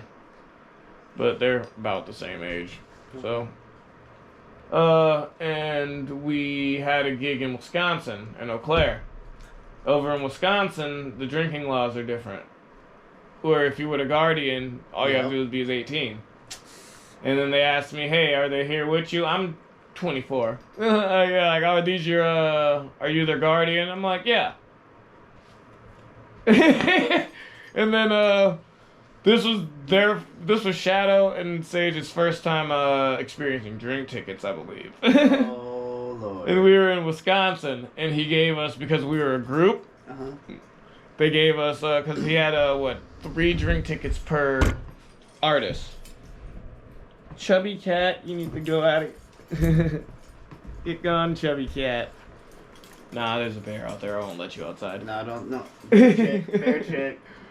But, yeah, so we got about 3-4 drink tickets each. And immediately they, like, 2 Jack and Cokes each, right down the hatch. Like, before we had to go on. And long story short, this ends up being probably one of the worst performances that we've ever put on as a group. Because they were too drunk to remember shit. Well, not Sage. Sage was not. Shadow was absolutely shit-faced. Oh, he was wasted. Yeah, Sage had some decorum about himself. That's one thing I will always say. He was very much... He was drunk, but he kind of just stopped giving a shit after, Shadow fucked up too many times. And so it's like the show must go on thing don't always apply. Because that was a train wreck from start to finish, and those drunk-ass people in Wisconsin did not give a shit one way or another. Still said that we put on a great show. They're just as drunk with you. So, like, maybe in drunk people land, everybody's sitting there vibing, and he's hitting the shit perfectly. But, yeah, we were backstage taking shots of the bottle, and then they went out there and used more drink tickets, because I wasn't paying for shit. We always sneak our own liquor into a place. We always do. I don't even like it. Like, that's why, pro tip for any artist, show up early. Boom. With your bag. There ain't no bag check when you show up early. Place your bag somewhere secure. If you're an artist, you have a merch booth, throw that bitch back there. And not to say steal from venues, we're not saying that. But have your night the way you want it, because we always step outside and get fucked up and then come back in and finish. So, and do it professionally. Yeah. So I'm like, we were backstage getting fucked up. We were like out in the front getting fucked up, and that wasn't the funny part of the story. The funny part of the story is, one, I do not remember how I got home, because I ended up waking up home like in Minnesota, so we were in a whole nother state. Oh, snap. Wait, how'd I get home? Yeah, and I woke up home with an ounce of weed in my pocket. So did I just win the lottery? Or what just And then, happened? like, after some time went by, like, my homie explained it, who was significantly less drunk than me, but still, very much drunk. He's like, oh, no, dude said y'all put on a great show, and he was sad that he couldn't pay y'all, so he gave you an ounce of weed. I'm like, bet, let's smoke this shit. Oh my god, he's like, well, I ain't gonna leave you empty-handed. He was like, y'all gotta go all the way back, because it's Wisconsin, there's no tolerance. Yeah. So he ain't trying to keep the shit on him. I'm like... So he sends us back over with an ounce of weed, and I'm like, here you go, bro. Like, yeah. So that's a group funny. After we put on probably one of the worst shows that I personally think we put on. Yeah. We could have killed it for all I know. I'm really hard on us, but and my first time crowd surfing would be my solo thing I think is hilarious. Because I'm at a Twisted show. My homies Open Minded are opening up for them. They're on tour and opening up for them. So they have a project where I have a couple of songs with them on it. So they're like, hey, you wanna just buy a ticket to the show and we'll like have you up on stage and rock with you. So they have me out to, help them out on their set. So we're chilling. And it's a Twisted show and it's sold out. So, or maybe it was ICP and it was sold out. It might have been ICP. Sold out. That. I know they had all the speakers and shit covered, so they definitely Fago showered the fuck out of that whole venue. Oh, Lord. Yeah, so a bunch of rowdy juggalos, and then I'm going the fuck off, because I play to the crowd, and me and I'm sitting there nervous about it because I'm like, there's a lot of people here, and then I'm up there I'm gonna try to crowd surf, and then They got their homie Jordan Minion, who's the camera dude / bodyguard. He's like 6'8". He's probably 6'5", but you know when you're over 6'4", everything looks like it's 6'8". So he's standing right behind me, and he knows that I'm nervous about it, and he just picks me up and launches me into the fucking crowd. My 6'2" ass, he picks me up and launches me into that crowd. It's almost like when you're skydiving, you like, are you gonna jump? Probably not. So it's a good thing you got that dude that's behind you. Yeah, and then he just launched me into the crowd, and he launched our homie Gami into the crowd right next to me. He was just launching people into the crowd.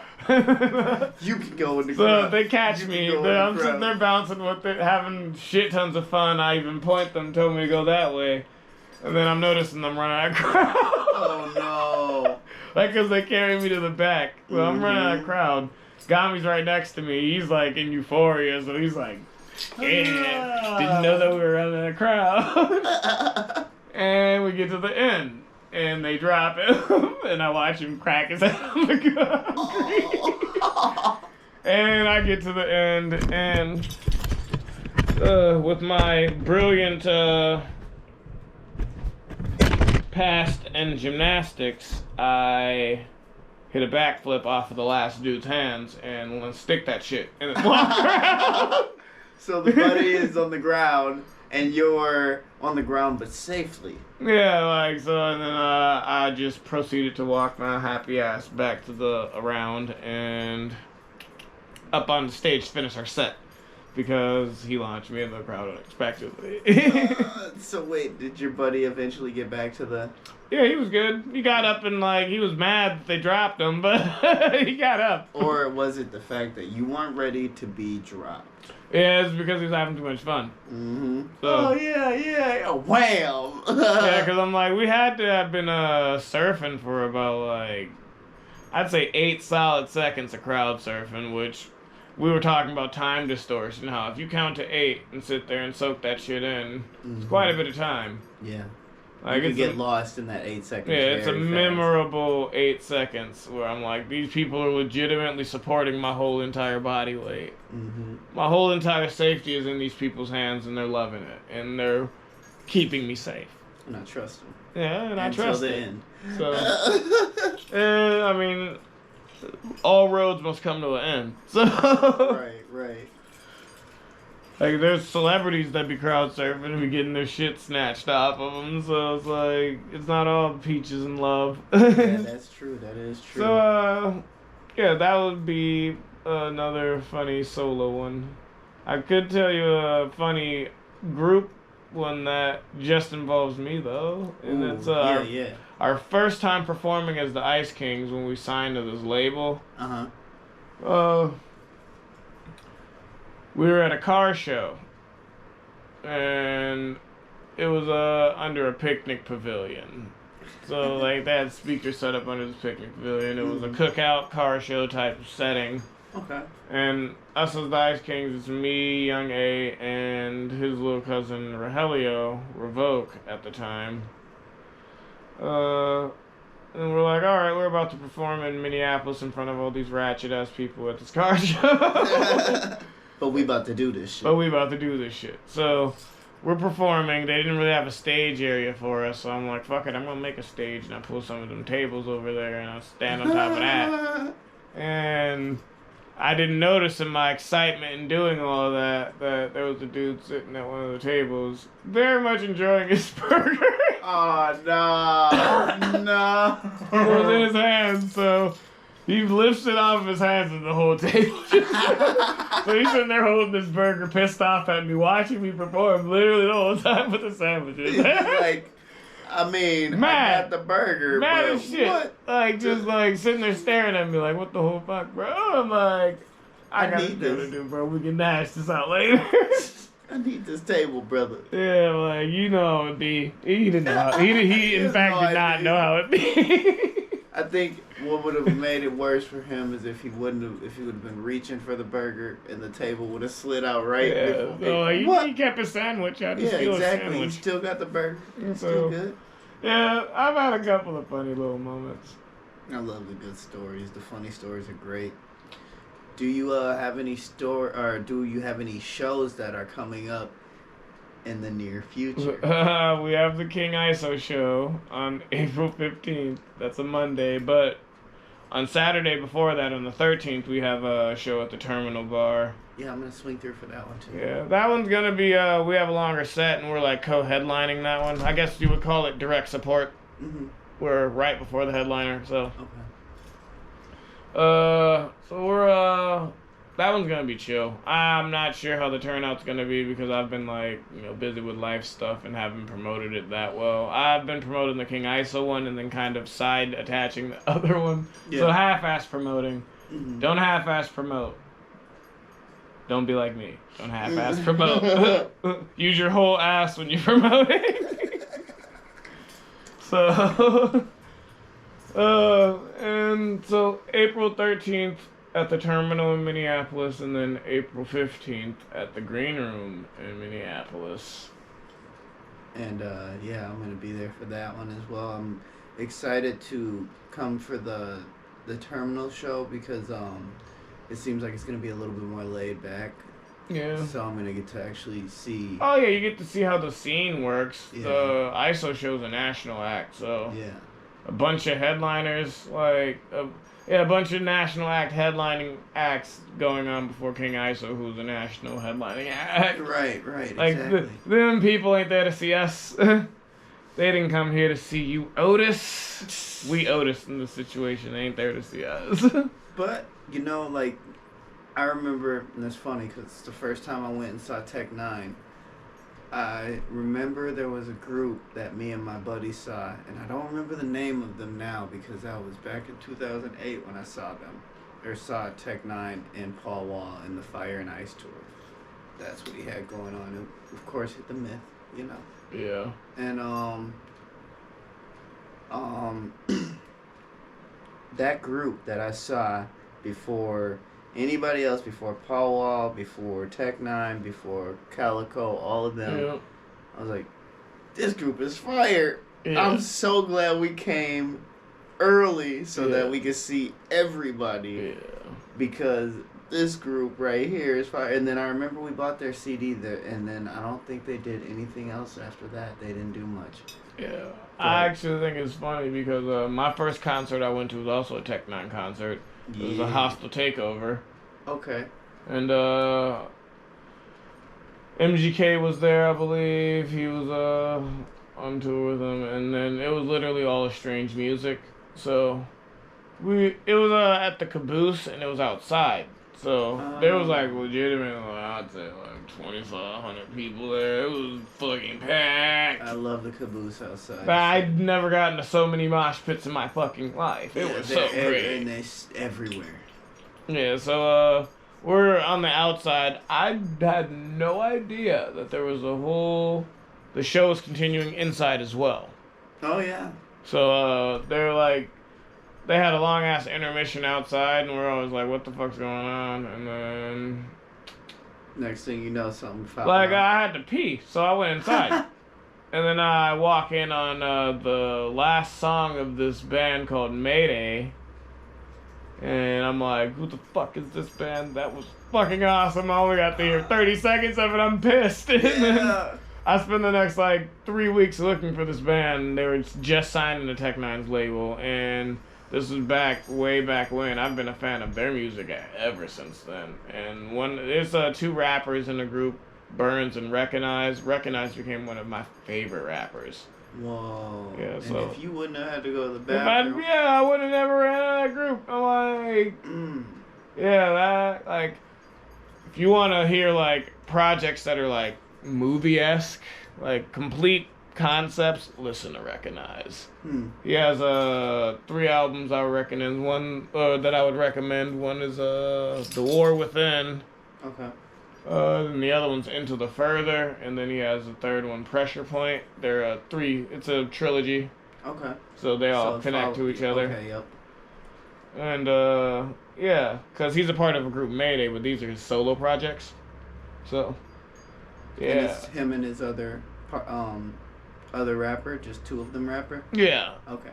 They're a band because when I saw them, it was a band, but the two frontmen in the band are rappers. Okay. So, yeah, these three projects are literally just recognized. Burns, I think, features on some songs, but he's not in the project like that. You can tell it's a solo project. Got you. So, I highly recommend them. Like, as far as like, close your eyes and listen to this motherfucking album. Oh, never mind then. I was just about to say I'll listen to that on my way home, and then you said close my eyes, and I was Actually, that first one might do you some good. That first one might put you to sleep. That second one. Well, and I like listening to music. I don't know if you can relate, but sometimes when I listen to music and I'm falling asleep, that music, I'll remember it the next day somehow. Yeah.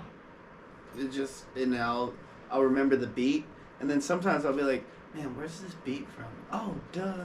Oh yeah, when I was a kid in high school, I had a little boom box next to my bed, and I would burn mix CDs and have a bunch of those, and then like pop them in, and then just put it on repeat, and then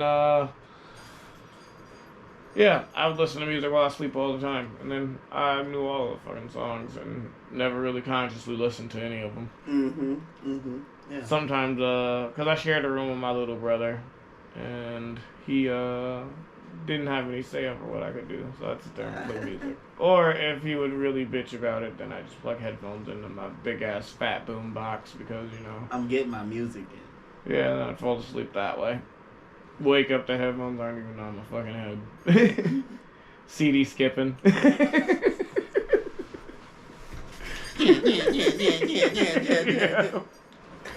I didn't bump it 7 times. But she's still going. She's still going. She's still going. Oh, man, that's funny. What are some things that you wish you knew when you first started that you know now as an artist? Not only in rap, but in any kind of art that you have been affiliated. I wish I would have known that I was as talented as I was. Bet. Because I would have gone a lot harder. Yeah. I totally see where you're going with that. I would have invested a whole lot more into it. Because, like, all it was time. Time and effort. I could have I was prepared to give that time and effort at any point in time in my life when it came to music. I just hesitated because I'm like, maybe school's my thing, and then I'm sitting there in school. It was alright, but I'm like, nah, clearly sitting in a class and learning ain't the environment that I need to be in. I'm only doing this because it's kind of like, the way things are. I have to go to school for the most part. I have to go to school. I would prefer to get an education and, be out on the streets doing bullshit. So, just having a decent head on my shoulder. But I would have to say that I wish I would have known that I had the aptitude for it as much as I would have, because then I would have deep dived a lot sooner. If I were to go and talk to my younger self, I would definitely tell them, nah, be a rapper. It's the most fulfilling thing that you have mentally. Yeah. Like, if I had started earlier, then I would have, who knows? That's why we don't sit there and dwell on that. I started when I started and became the artist I became when I became it. So I would tell myself, like, and be careful who you, open up to. Yeah. I can totally relate to that as of a lot recently. Yeah, it's like, not everybody's, gonna jive with you, because I spent a whole lot of time on friendships that didn't even end up working out. And then looking back on a lot of it, it's like, well, I didn't really get a whole lot of positive out of that friendship. It was a whole bunch of, disappointment. So, yeah. Like, let shit go easier, because I have this fierce loyalty towards people where we're friends. I'm going to nurture that friendship as much as I can, and y'all have to sever that tie. I'll give y'all some distance every now and again, but when we come back, it'll all be the same. And if you still getting irritated at me about the same shit, and that's when it's like, I'm cool on that. I respect that a lot. Yeah, I can totally agree with that. And I mean, tying back over to the opening yourself up, like, that's everyday life. That's something that I need to think about not only as an artist, but as a person in general. So I really, really like that. What do you like to do in your spare time that's not related to any of your art specifically? A game. Oh, okay. I'm a gamer. Or watch anime. Yeah. What kind of games do you do? What I'm system do you into a have? lot of stuff. I'm like I say, an anime nerd, so I play Nintendo. Okay. I was born and raised on Pokemon. Oh, yes. I've been playing Pokemon since it's been a thing since its existence. Was it on Game Boy first? Yes, it was on Game Boy, the Game Boy Pocket.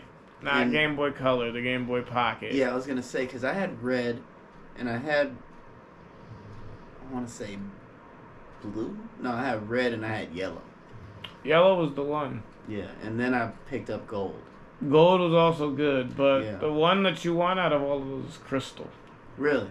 Yeah, now Pokemon Crystal. What was the difference between that and the other ones? Because with Pokemon Gold, you only get one legendary. Pokemon Silver, you only get one legendary. Yep. Lugia, Pokemon Silver, you have the opportunity to catch them both because it's centered around Suicune, not around Ho-Oh or Lugia. I was going to say, Ho-Oh or Lugia. Because whichever one you catch, I believe the other one's really, really close to Suicune, and you go and look for Suicune specifically, and you bring it to the thing, and you can, I messed up.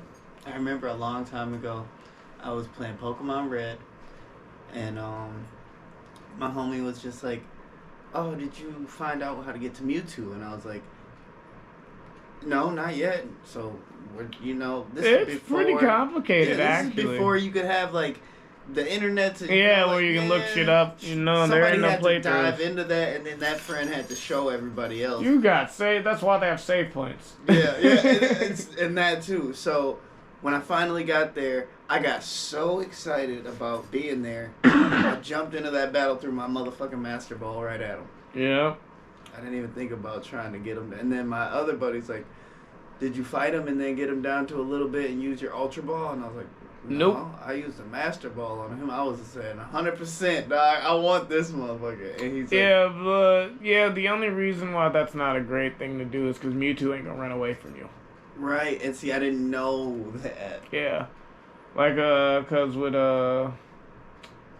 Pokemon Gold and Silver, one thing that I thought was always annoying was trying to catch the 3 legendary dogs, Suicune, Raikou, Entei. Yeah. Because they run away from you. So you have to literally track them down. And they're never in the same spot. They're always... Well, it's a 3-day thing. Okay. I found out that with Pokemon Gold and Silver specifically, they went the extra mile on that game where everything's time sensitive. Mm-hmm. Where when you're doing the game and they're like, "Oh, what time is it?" You're gonna be late. If you enter the actual time that it is, when it's daytime in real life, it's daytime in the game, and when it's nighttime in real life, it's nighttime in the game. Mm-hmm. So what I would always do is flip it to where it's 12 hours. So when it's nighttime during the day, and daytime at night when I play the game, because you catch different Pokemon at night. Boom, there you have it, folks. Because my favorite Pokemon's Haunter. Tricks. Yeah, my favorite Pokemon's Haunter, and you can catch a Ghastly right out the gate in Pokemon Gold and Silver. And then that's a really strong Pokemon to have. Yeah, that's right your out ghost the gate. Pokemon. Because you don't... I can easily get a Pokemon at level 25 and evolve that Ghastly. And yeah, you can wipe out a lot of gems. It's really easy. There you go, folks. There's some nerds out there that are going to watch that and love it. And then there's some people that are going to skip that. But whatever. I don't know. It'd be like that. I'm a nerd. Yeah. What's your most rewarding moment in your music career so far?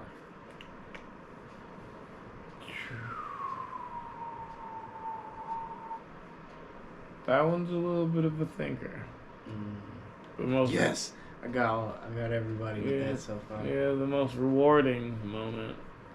because I've done some shit that satisfied me, but the most rewarding in my music, because I've had a lot of life events that are way more rewarding than what music has given me in a long time. So I've been more focused on those. And that's not bad either. Yeah, so I would have to say my music.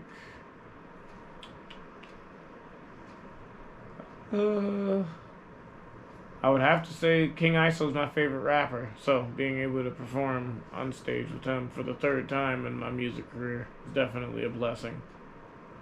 That's really, really rewarding. And I'm sure every time you get a chance to do it, like, okay, first time was obviously the most crazy, probably the most special. I didn't know who he was the first time. Crazy. So then first time you go up, you do your thing, and he comes up and blows your mind. Probably. Yeah.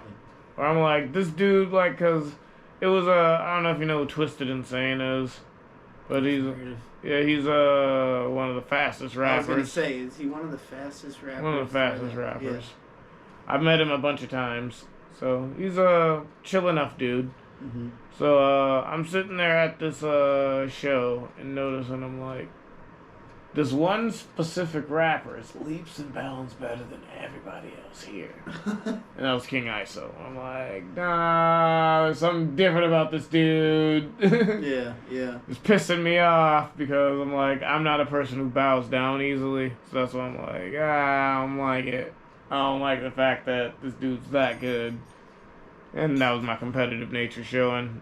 And then hearing his music, I'm like, yep, I vibes with this. And being able to find a new artist that easily. And then I'm like, yeah, that's cool.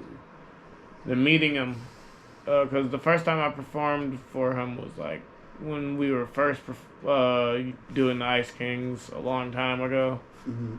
And then just flash forward like 8 years, and he remembers who I am. So second time you do it, you're pumped because I mean, obviously you know who he is this time. How is that compared to this time? It compared to the now time I'm about to do it. Yeah. I don't know. I didn't really. I don't get nervous easily. Okay. So. And I mean, like, is it you don't get nervous at all, or is it the nerves don't affect you? My whole thing. This is something that I found out about my personality. Is we moved around a lot when I was a kid, like a ton. I never stayed in the same school for more than a year, right? All the way up until middle school. So I never let fear and anxiety stop me from going and making new friends. I would go up and talk to people like, "Hey, this is my name. I'm going to be friends with you." Like, and it's either like cool or they're like, "Get the fuck away from me," regardless. Right. So, being like bred on that energy made it to where translating in nervous situations doesn't really affect me all that much. And that's kind of like what you said earlier, where you're like, I can talk to pretty much anybody. Yeah, I would have to say the only situation where I'm nervous is when it comes to my girlfriend, because there's just a whole bunch of love there, so she makes me nervous. That's beautiful. All right. I think we are about to get to the last question of the funny stories and present.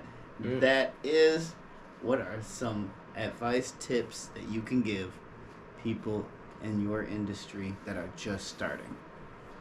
2 tips, 3 tips, 1 tip if you'd like, whatever you'd like to tell. I'd have to say, be flexible. Don't think that you know everything. Yeah. And not all the advice people give you is going to be worth taking. Don't take all the advice people give you. Yeah. If something sounds stupid to you, there's a reason it sounds stupid to you. That reason could be because you're stupid, but most of the time the reason is because, it's not advice meant for you to take. Yeah. If it doesn't resonate with you, don't take the advice. And that goes along with the gut feeling, kind of, if you don't feel like that's good, just don't do it. Like not every show you do is a good show. Yeah. A lot of people would like argue otherwise, but it's like, no, you can pass up on some shows. Yeah. Sometimes it is best to just be like, you know what, maybe that one ain't for me. This ain't the right time. I don't want to do that. Future plans and goals. What are some of the goals for your future that you can see musically and personally? My whole thing is to rebrand the culture of hip hop because I feel like it's gotten way off base to where people don't follow a whole lot of the old ways. I want to make it to where if you're a bad rapper or a trashy rapper, then you're not a rapper and you don't rap. So I'm trying to clean house, essentially. Get all the bullshit out and only leave lyricists. There's nothing wrong with that. I mean, it's one thing that you just want to bullshit around, if you will, and make art and then say, yeah, I make this art in my spare time. But being a rapper is something that, like, the people that came up before a lot of the rappers that are here now, they would be ashamed of it. Yeah, a whole lot of it's kind of watered down bullshit. And I mean, I can't say that it shouldn't be out because who am I to say? But I will say that, in my opinion, it's bullshit. Yeah, there's a whole lot of bullshit. That's the stupid thing, is that the bullshit's always going to be more popular than, anything with substance. So yeah. It would take one of those bullshit artists, or even like a regular artist who can, disguise himself as a bullshit artist mm-hmm.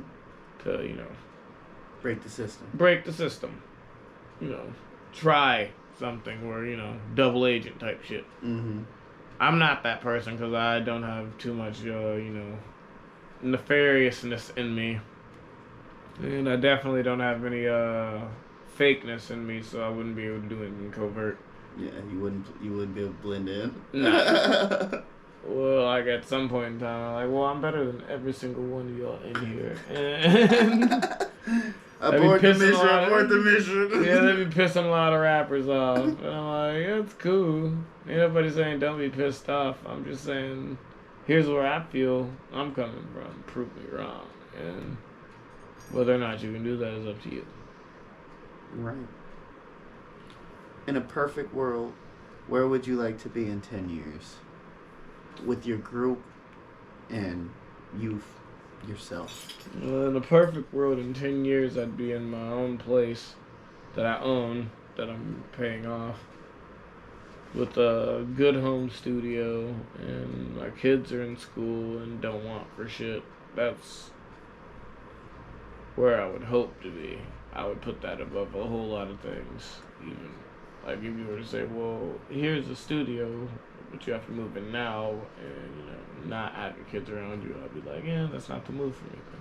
Right. Even though it's right for me, it might not be the move. So yeah, taking into account a lot of stuff that goes into making decisions and stuff, it's a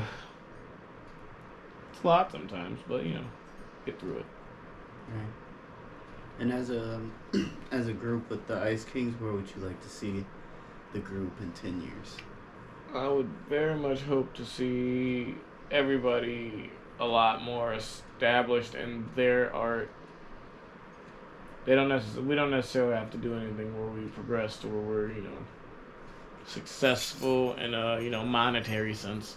Mm-hmm. But to have every artist be significantly further as artists than they are now, I would consider us successful. That's beautiful. Because I'm all about doing the art, and I'm all about it for the culture, not really money.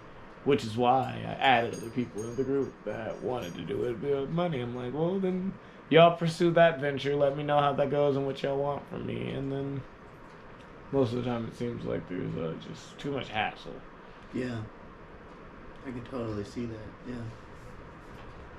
That's a beautiful outtake. Like, just wanting for your group mates to be happy in a way. Just, you know, financially happy, mentally happy. Because I always tell physically people, happy. I'm not going to sit here and force you to stay in a group you don't want to be in. It's not my bag.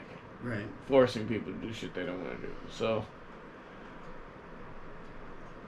to be as a group, you have to grow. So I would like to see them grow. In 10 years, if they're 10 times better, then I would call that successful. That's a win-win for sure. What do you want your fans to think of in the next 10 years of your group legacy? So, like, what I'm saying is, what do you want the fans to think when they hear Ice Kings? Lyrical supremacy for sure. Like, top tier. Yeah. Not too much that I would say that I want from the fans, because I take my fans as they are. I don't let them,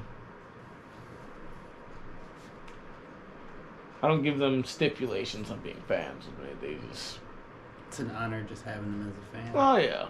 So, as far as what I would want from the Ice Kings fans, it's like, if the fandom grows, then yeah. If there's a little bit more culture involved in that to where we have more freedom, then yeah, that's what I want from that. To where